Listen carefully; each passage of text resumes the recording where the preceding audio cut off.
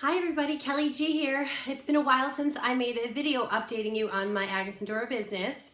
So today I'm choosing to talk about 5 different things that I think it's important for you to be prepared for if you were to consider an Agnes Dora business.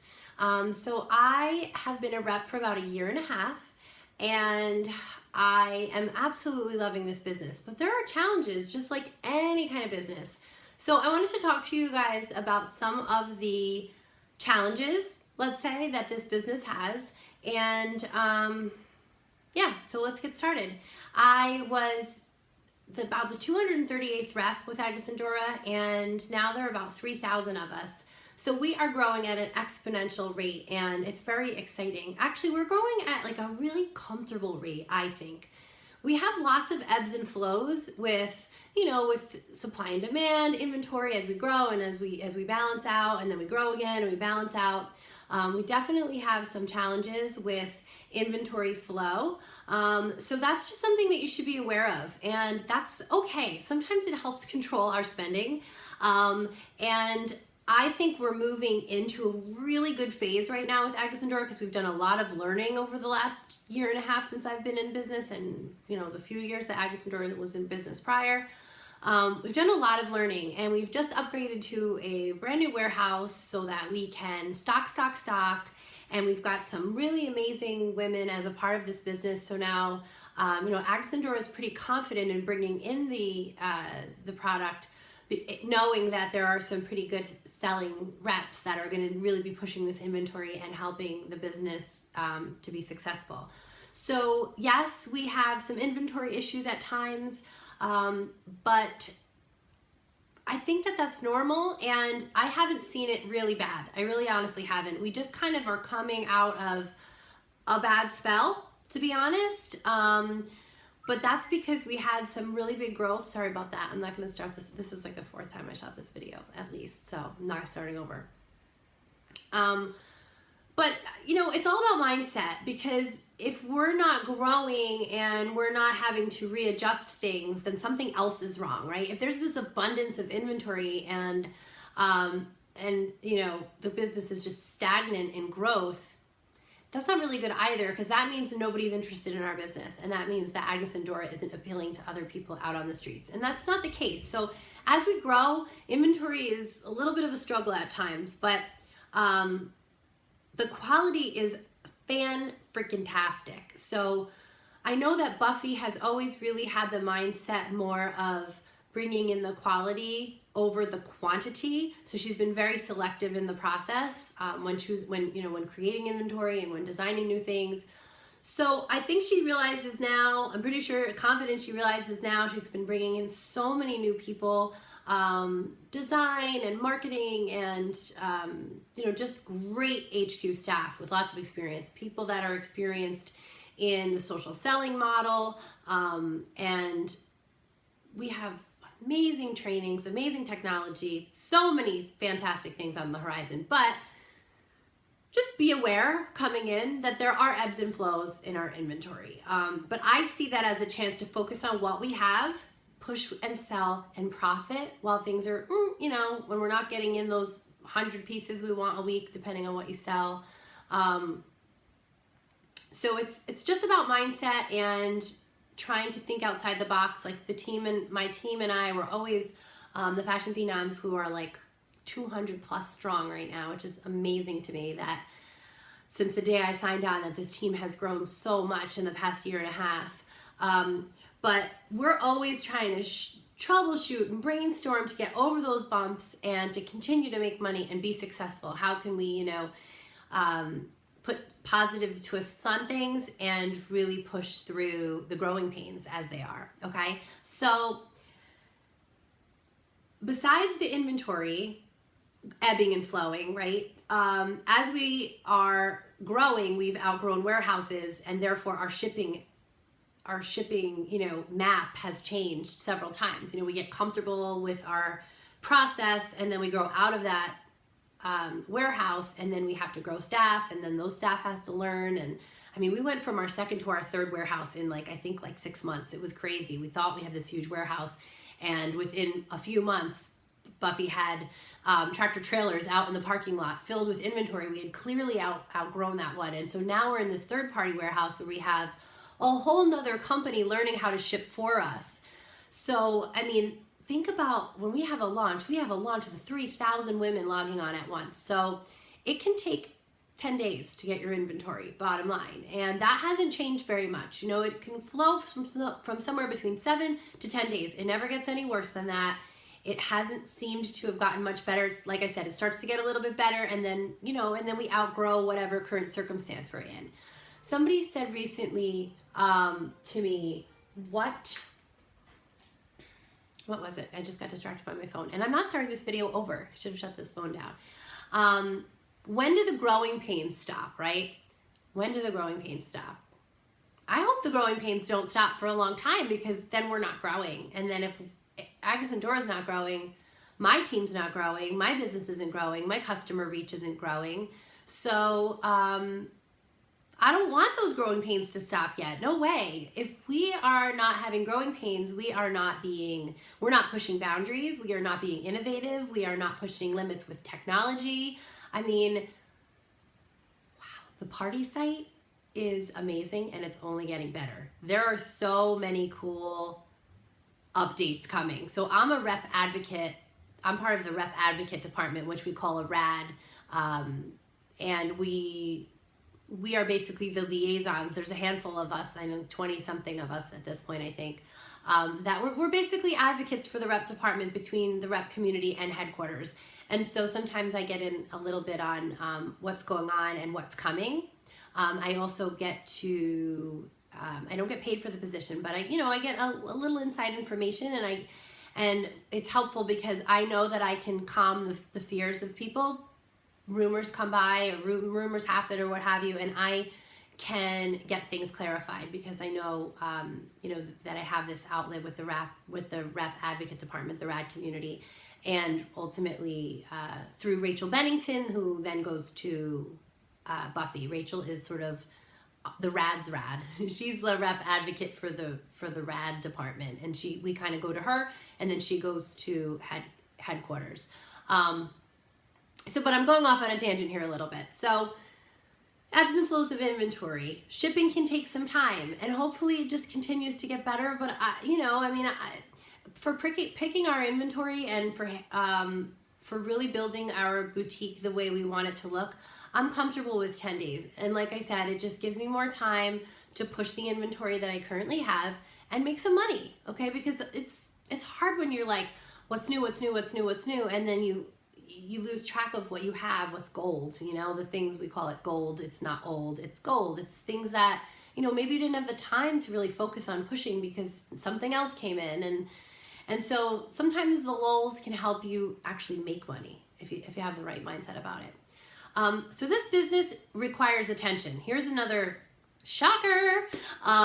No, seriously, this is a struggle. This business requires attention. It's a business. This is not a brand advocate where you buy a kit for a couple of bucks, you get twice as much in goodies, and then you get to just share with your friends on a casual basis. This business requires time, it requires patience, it requires energy, it requires networking, it requires you to think outside the box, it requires you to get outside of your comfort zone, it requires you to be creative, I didn't say that already, and to do it constantly and consistently, because every week we want to buy, or every bi-weekly now, our launches are going from weekly to bi-weekly, so bi-weekly we want to buy, because we want to keep our group interested in our new inventory, and then we take those new pieces, we pair them in with our gold pieces, and we continue to keep things spicy and exciting. So if you're not selling, you can't be shopping, because if you're doing that, then you're not in business, you're in debt, right? Okay, so business requires attention. Now that doesn't mean you have to be a stay-at-home mom or somebody with tons of time on their plate. What you need is to be committed and to make a schedule and to stick with that schedule. So if Thursday nights are a great night for you because your husband is free and he's willing to give you that night to do your live sales, or Sunday afternoons you're gonna do open houses, whatever it is that works for you, but it needs to be there, it needs to be consistently there, whatever the effort is, or you will not have success. Okay, so your business needs attention, and it also needs patience, because unless you're coming into this business with a large network, whether you've been in social sales before, or maybe you have just always been girl popular, I don't know, but you're coming in with a big network of people. Otherwise, you're coming in with your small, warm network, which most of us come in with, and it takes time to grow. You have to be willing to ask people to be a hostess. You have to be willing to, spoil your people, to keep them coming back to you, offering excellent customer service, and celebrating your small successes, because you're not going to have immediate success. Okay? Bottom line, it's not going to happen. So you need to be constantly growing your warm market, meeting friends of friends, like I said, getting out of your comfort zone, and working it and pushing. If you work full time, some can see that as a block. Okay, I work full time, I don't have time. Working full time also opens a lot of doors that a stay-at-home mom doesn't have. You're meeting people, you're meeting clients, you're meeting customers, you're meeting, other people that you work with. You have your coffee clutch, you have their friends, and a whole nother network of people. So depending on how you see things, all of this business is about all of this is about networking, yes, but a lot of this business is about what happens between your ears, your mindset, and what you're telling yourself, okay? So I'm always here to help. If you decide to do this, and you decide to sign on with a fashion phenom or directly with myself, I'd love to help you find a local fashion phenom to help you crush it, together. But no matter what, I'd be here. And, I do take directs. At this point, I have quite a few directs, but I feel comfortable with my number of direct reps underneath me. And the truth of the matter is that some work it, and some are more casual, and some are more demanding than others, and some are less. I'm comfortable still taking directs, but I would love to pair you with a fashion phenom. That is like a goal to me, because then you have an extra layer of support between myself and, it's you, your sponsor, and me. And if your sponsor is a direct of mine, we will have, even if it's not, even if you're down the line, we will have open communication. I am always here. I am working this business hardcore, and I am really very much here for my team, and not just my directs, but my downline, my downtown line. So exciting. Such an amazing community. This team impresses me every single day. I am motivated, inspired, and uplifted every single day by this group of women. Do we have our problems? Do we moan and stuff here and there? Yeah, we do. But that's okay, because there are bumps in the road, okay? So anyway, I digress again. So, and this is another struggle for me. This may not seem like, well, yeah, it probably will seem like a struggle. Social media is a tough place to work, because it's very hard to find a balance of not being glued to your computer and to your phone. That is a big, big struggle for me. There's a very fine line between the social side of this business, all of my team, my customers. I want people to hear from me immediately. I want them to feel supported. I want them to feel happy. And sometimes that comes at the expense of my personal people, my people. And so for me, that's a struggle, is just struggling business time with personal time with social media, and it's all wrapped up, and you grab your phone to say, hey, what's up?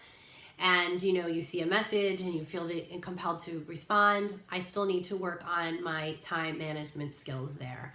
But that's just something to be aware of, just to be cognizant of when you choose a business like this. But it's very exciting, because there's just so much growth and so much activity that it can be time demanding. I'm going to see if there's anything else that I wanted to say here. Oh, another struggle might be the new styles. Some people struggle with the fact that we are not selling Curies and Austins and high-lows and Dolmans like we were back a year and a half ago. And now we have frill tops and, Fisher dresses and Earharts and Cardis and all of these different styles that people feel as though they have to keep up, but you don't have to keep up. You stock what you want. You can get samples. You can feel things out, shop one for yourself, and then, choose to shop it again if there's a launch. with it again. If there isn't a launch with it again, you'll see that we do a lot of swapping around within our community. So somebody gets an item and that week they think it's going to be the hot item and it's going to sell, and they sell 2 of the 8 that they got. Well, you can go buy it from them like a week or 2 later, and then you can have it in your inventory. So we have a really great community of working together and helping each other find things. Or if you snag one for yourself and you post and you're like, oh, isn't this cute? And somebody wants it, you can go to our team buy, sell, trade and say, hey, you know, I posted this picture of this frill top. I was only able to snag it in my size.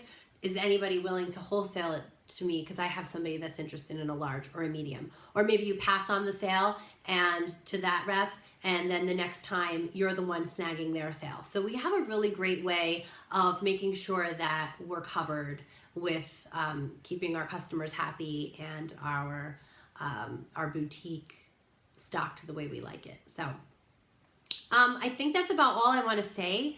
If you guys have any questions, drop them. I am an open book, and I want everyone to come into this business knowing the truth and knowing that that you are investing time and money and ultimately working towards a pretty darn awesome, cool, fab business. I love every second of this business, and I think with the right mindset, you could too. All right, so that's it. If you have any questions, drop them below. Till next time.